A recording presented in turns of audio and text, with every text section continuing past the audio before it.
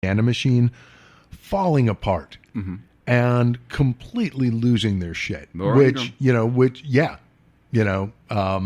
Ingraham, Sean Hannity is the guy is losing it. Hey, Ted Koppel said immediately, dude, you this is on you. You fucked this up. You're the guy that everybody, that's the last dude that's spouting this stuff. You're dangerous. He told me. But the thing is, these people think they're Howard Beale from Network, and in actuality, they're just the batshit crazy guy yelling on a subway platform. They just have a much bigger platform. Yeah, and the fact that the Christian right is backing Trump, it's okay. Well, he had, he cheated on his wife, but he did it in the name of God. Yeah, that's, they find ways to justify, they parse things. And I mean, everybody does it. It's a psychological thing. We all, when we are cornered, we back more firmly into our corners. Mm-hmm. But, that's with the allegation about Cohen going to Prague, from the dossier being proven true, a lot of people are getting excited because they think this indicates that more stuff from the dossier is true, which means we are closer to the P-tape. Is Cohen the son of the guy? Roy Cohen? No, okay, different spelling. Oh, okay, because he's that. Trump's. His mentor was Cohen. Roy Cohen. Yeah. Yeah. So I mean, another crook. Yeah.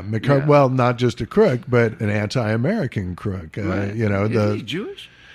Hey, we're not all good. Yeah. I was thinking that. Hey, I was shocked. And then his daughter married a Jew. How is Kushner? This also took off away from Kushner. We haven't heard much from Kushner. No, he's been pretty quiet as more news has been coming out about the shady real estate dealings that his family is involved in. It's a wonder. You ask, didn't she marry? It's like, no, she didn't marry a Jew. She married a real estate conglomerate. But wasn't it Christie's? Didn't Christie lock up his daddy? Yep. Wow! All these guys got connections, all connected together in some kind of way. That these, if you go far down the rabbit hole, you just find out, hey, actually, well, you don't even have to go that far down the hole. But it's all pretty much right there. What I want to understand is that you asked to be president, but did you know that by doing this you would get exposed? Because remember, he talked all this shit. I'm the Mr. Johnny Badass. I'm this. I'm that. And then, and Hillary, you need to be. And then all of a sudden, the roles have flipped. And now he came off as, oh, you're fired, you're this, you're that. And now they're exposing this guy. I mean, they're going down, and they're taking it slow. And little by little, they're just taking little chunks off, just chipping away. I don't know when they're going to get him. I don't know when they're going to get, go all the way through. But, hey, it's good. It's good news to know that they're little by little just removing his people. Yeah, but it is going to this. This is a nation, and we are a nation of diverse views, and it is going to take Congress coming together to do something about it. They are. Well, Paul Ryan jumped ship. That's where I was going with this. Is you are seeing so many Republicans announcing their resignations. And, a lot of them, you wonder, rightfully so, right, and soon find out, well, who did they sexually harass, or what horrible deeds have they done aside from mismanaging the country? But you're getting these people who are like, oh yeah, we broke it beyond repair. So, look at the time. Yeah. Time. But that's why I'm saying that patriotism. I said to you outside that where is all this so-called patriotism? Because every time I turn around, the guys who are hollering patriotism are the biggest crooks in the world. Okay, you're using patriotism as what no one has been able to embrace it, because remember, along with patriotism comes morals and values. Well, they're supposed to. Right. That is all of what is implied in the American way. Right, and which it's starting to sound like the American dream, and all these little, what do they call those concepts, or what are they? You got the American dream, you got patriotism, you got all these different little things that they put together that they say that you should strive to be. And every time some guy is supposed to strive to do it, you find out that he's a crook, or he's a molester, or he's a this. The guys with the largest churches are finding out they're all molesters. They're all, they shouldn't have homophobes, says here. And then you find out the guy's he's in a bathroom, taking code down, trying to get laid. So I think they're just being exposed, and as they keep talking and keep doing, you're finding out that it's all that stuff is just crap that they're speaking. But and I understand that they're telling us to embrace our soldiers, okay, and everything, but they're dogging the soldiers. They're our VAs aren't taking care of these guys. If that was the case, our homeless problem wouldn't be as big, as our PTSD problem wouldn't be as big. All those dudes are coming back.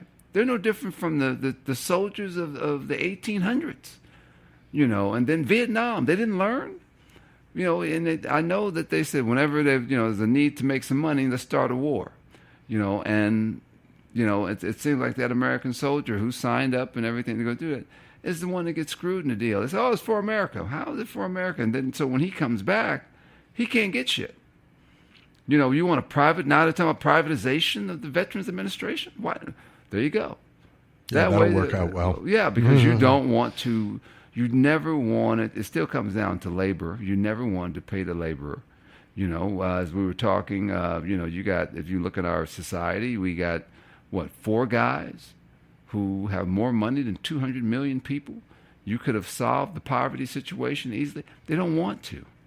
But like I said, the average American who's backing Trump, they don't see any of that shit. They don't. They don't want to. They think that this president, hey, he's one of us. That whole one of us is bullshit. It's never, you're never going to be. It still comes down to, the haves and the have-nots and money. You're not going to be a part of the group. It doesn't work. It never has, and whenever they've sold something, and then you sell fear. That's why we were saying, he sent the troops to where? The border. Why are we sending troops to the border? Couldn't you hire more people? No, we're going to show these guys that they're not going to, immigration has been down. Illegal immigration, people coming over here, that's way down. It's not even where it used to be. And then now that you're, how are we going to get our fruit? Because I can tell you, that white boy's not going out there to pick fruit. Yeah, I was working on another podcast earlier this week, Family Farm out in Pasadena. Uh-huh. And they were talking about how the politics is hurting. They said that, there are farms up north where food is rotting on the vine because they don't have the people to pick it. Yeah. And so when I listen to, I listen to talk radio, and when I hear, what's the guys on, not KFI, but 790, KABC, they're steady stating that, how badly immigration is hurting. Well, he killed, we got these illegal immigrants coming over here, they've been deported, and yet they come back and they end up killing someone. Well, but we got guys who were born and raised here, and they got AR-15s, and they're shooting up high schools, and they can walk into a black church and shoot 9 people. But you're not talking about those guys. He was born and raised here. Okay, so you got one, you may have an immigration dude or a gang member, okay, but you still haven't solved this problem over here with these guys we don't want anybody taking our guns. Yeah, but you can't stop this guy who's got this, who you're selling this fear to, who, gets in his head, and then all of a sudden you find out that he's connected to, he's been reading white supremacy propaganda, and you sold him this fear of that the Mexicans come to take his job, that the black man say, and then he doesn't know the difference between a Sikh and a Muslim, and so he's just going in and he's shooting people and shooting up schools and all this stuff, all because he wants attention. But you haven't been able to solve that. And that's not an illegal immigrant. That's some white boy. Well, but that's the problem. And then the Jew is the problem. Sorry, Dave, the Jew is the problem. We are. We run everything. It's what we do. Big scoop on the show this week, folks. Jew admits we run everything. The secret is out.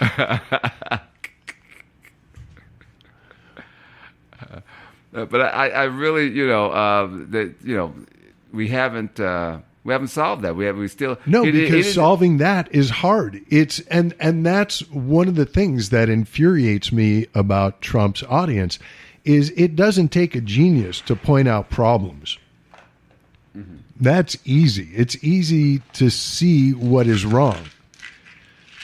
Finding solutions to those problems and enacting solutions sounds boring, but that's what we need. Right. Instead, you bought a product from a flim-flam man who, wanted to point out all the dirt on your floor and everything else that is a problem. Well, how are you going to fix it? Oh, I've got plans. Vote for me and you'll see those plans. And there's no plan. Yeah, they're all rapists. He came in. They're all rapists. He didn't even get in trouble for that. They're letting these people in the DACA and everything. You can't even afford college. You think that these illegals are taking your job? The average American cannot afford college. And you've used it as a way of, just like the housing market, you've used it as a way to that you can't get a house and you can't go to school. You got to go through. Then you want to cut programs. Why does a guy have to have so many programs just to say? It used to be, man, that if you say, well, I'm going to start a community college. Community college is expensive. Hell, you got to have 3-4 jobs. And then they want to write some major story. This guy got in and he did this by having 4 jobs. Okay, why does it take 4 jobs? Why can't the guy just go to work? Why? Because they've inflated all the pricing. They've inflated everything that you want to do. How badly do you want it? And they put a value on it, and they jack that price up, and they hold you hostage to it. And then they make you go out and get more loans, and they make you go out and buy more products and everything. And it's the same. You can't keep telling me that, immigration is the reason why you can't have that. No. You lobbyists down there sitting in with Trump, I'm a deal maker. Yeah, I cut deals. Yeah, I can do anything. You got rid of Tillerson? That was the only deal maker you had. This guy, you got rid of Tillerson. Well, it'll be interesting in the next coming weeks to see what happens with TPP, because Trump famously pulled us out of this agreement that Obama had gotten us into. So, right. It's the worst agreement ever. And once he started announcing tariffs on China to help the steel workers and the coal miners, realize that's going to hurt all the farmers. Right. So now he wants to get back into TPP, and I guarantee that the deal he makes is not going to be as good as what Obama got. Right. And it's a very intricate deal. So there are things that, Hillary Clinton ran as being opposed to it as well. It's not perfect, but it's better than a trade war with China. But wait a minute. I guarantee you that Trump is not going to be able to get the deal that Obama got. And I cannot wait to hear what the deal maker's excuse is when that happens. Well, you got to remember, that deal included other countries. Yeah. So you're going to piss off France and Britain and all these guys who cut these deals. You can improve upon the deal, but don't get rid of the deal. Someone could improve upon the deal. I don't think Trump can. I genuinely believe that he's already fucked it up by pulling out of it. Which he did with the Paris Climate Accord. Right. He did with DACA. Right.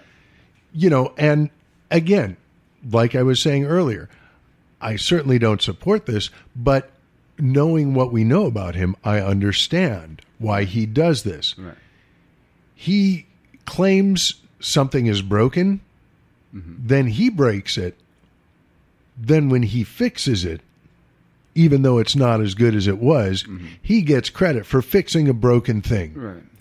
It's, I don't know if it's Munchausen. It's a psychological or pathological. He's nuts. Right. It's ridiculous. It's the need to be seen as the hero. When if you look at it, no, you're causing all the problems. Well, also all this, regulation. You don't want to, you say, well, we don't want to keep regulating everything. We have to regulate because you're still trying to fight for the consumer. You know, the average, everybody's starting to just dig in and admit